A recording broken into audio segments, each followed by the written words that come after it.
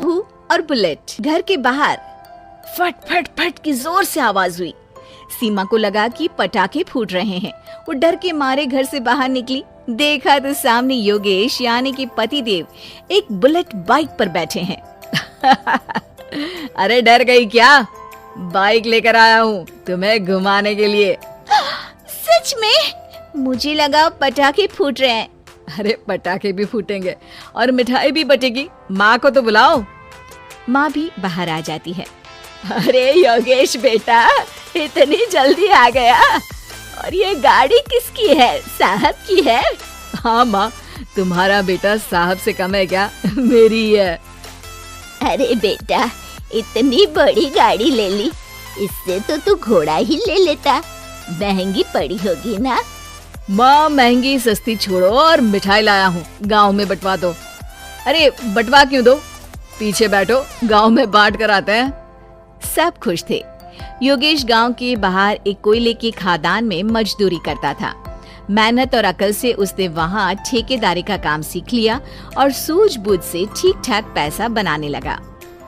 गांव में बात फैल गई कि योगेश के घर धमाका गाड़ी आई है। ऐसी गाड़ी पहले कभी किसी ने गांव में तो देखी नहीं थी। योगेश और माँ गाड़ी से वापस घर आ जाते हैं। बेटा, बाबूजी ऊपर से देख रहे होंगे और आशीर्वाद भी दे रहे होंगे तुझे। वो होते तो उनको भी घुमाता माँ। पूरे गांव में नाच नाच के मिठाई बांटने जाते। जैसे मैंने नाच नाच के बांटी थी जब वो अपने लिए एक साइकिल लेकर आए थे। बस बस, बाबूजी दो बात भी सुनाते कि फटफट वाली फटफटी ले आया। सीमा आगे कहती है, अपने लिए तो ये गाड़ी ले आए और मेरे लिए? अरे ये गाड़ी तुम्हारे लिए ही तो है। पक्का मेरे लिए है? अरे पक्का तुम्हारे लिए है। अगली सुबह जब योगेश सो रहा होता है तो उसे बाहर से गाड़ी की आवाज आती है। वो घबरा कर चिल्लाता है, चोर चोर, मेरी गाड़ी ले जा रहा है, चोर चोर। माँ भी जागती है और योगेश के साथ दरवाजे की तरफ भागती है। जैसे ही दोनों बाहर निकलते हैं तो देखते हैं कि सीमा गाड़ी चला रही है। अरे बहू, नाक कटवाओगी क्या? ये क्या कर रही हो? अरे गिर जाओगी, ये क्या कर रही हो तुम? सीमा गाड़ी को रोक कर कहती है, सारे गांव में घुमा लाई, कहीं नहीं गिरी। क्या? सारे गांव में घुमा लाई? अरे लोग क्या कहेंगे बहू, सोचा क्या एक बार? यही कहेंगे कि कितनी अच्छी गाड़ी है। अरे तुम्हारे बारे में। हाँ, कहेंगे ना कि देखो कितनी अच्छी गाड़ी पर बैठी है। बहू गाड़ी रखकर योगेश और सासू माँ के पास जाती है। तुमने कब गाड़ी चलाना सीखा? हमारे बाबूजी के पास पुरानी स्कूटर थी, सीख ली। फिर स्कूल में एक मास्टर जी भी ऐसी ही गाड़ी लेकर आते थे, उन्होंने सिखा दी। हाँ, स्कूल के मास्टर आजकल यही सब तो सिखा रहे हैं। पढ़ाई का कुछ सिखाते तो कुछ भला होता। अरे बहू, अब गाड़ी मत चलाना। हमारे परिवार में कभी किसी औरत ने पीछे से आगे की सीट पे आने की हिम्मत नहीं की है। तुम भी मत करना, समझी? जी समझ गई माँ जी। सीमा सास की बात सुनकर चुपचाप रसोई में जाकर उदास होकर खाना पकाने लगी है। सास सुबह सुबह मंदिर से पूजा करके लौट रही होती है। तभी उसे दो औरतें रोक लेती हैं और कहती हैं, अरे बहू को थोड़े अच्छे लक्षण भी सिखा दो। गाड़ी चलाने निकली थी, गांव की मर्यादा का कोई ख्याल नहीं है। वही तो, अरे पैसे आने लगे हैं तो क्या मतलब कि किसी रीति रिवाज को नहीं मानोगे? अरे समाज में रहना है तो समाज के ढंग से ही रहना पड़ता है। अरे लाज भी नहीं आई बहू को?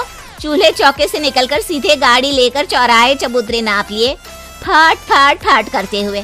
अरे कुछ कह देना उसे। अरे ये क्या कहेगी, बूढ़ी सास है, इनकी थोड़ी ना चलती होगी घर में। हाँ, बहू की ही चलती होगी, मर्जी भी और गाड़ी भी। सास सब सुनकर घर आती है और बहू को चिल्ला के बुलाती है, अरे नाक कटवा दी सबके सामने गाड़ी चलाकर। औरत जात गाड़ी नहीं चलाती। शहरों में तो 4 पहियों वाली गाड़ी भी चलाती है और हेलीकॉप्टर, हवाई जहाज भी। शहर में थोड़ी ना रहती हो मैडम साहिबा। आज के बाद गाड़ी से ही नहीं, यूं भी निकलना बंद तुम्हारा घर से। माँ सही कह रही है। कहीं भी जाना हो तो मुझे बता देना, मैं लेकर चलूंगा। आज माँ को तुम्हारे कारण कितनी बातें सुननी पड़ी। इतना कहते हुए योगेश वहाँ से चला जाता है। बारिश की वजह से कारखाने के रोड पर कीचड़ रहता है, इसीलिए योगेश गाड़ी घर रख कर जाता है और किसी से लिफ्ट लेकर कारखाने पहुँचता है ताकि नई गाड़ी गंदी ना हो। लेकिन शाम को इतनी तेज बारिश होती है कि उसे वापस आने का कोई साधन ही नहीं मिलता। बारिश बढ़ती जाती है, रात के 11 बज जाते हैं। रास्ते में एक नदी का ब्रिज है, अगर उस पर पानी आ गया तो योगेश कारखाने में ही फंस जाएगा। पूरी रात भूखे प्यासे बितानी पड़ेगी। घना अंधेरा, बिजली की कड़कड़ाहट और तेज बारिश। राजेश डर भी रहा था, ठंड से कांप भी रहा था।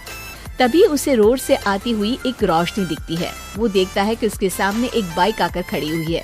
वो ऊपर वाले को धन्यवाद देकर उस बाइक वाले आदमी की तरफ बढ़ता है, पर पास जाकर देखता है तो भौचक्का रह जाता है।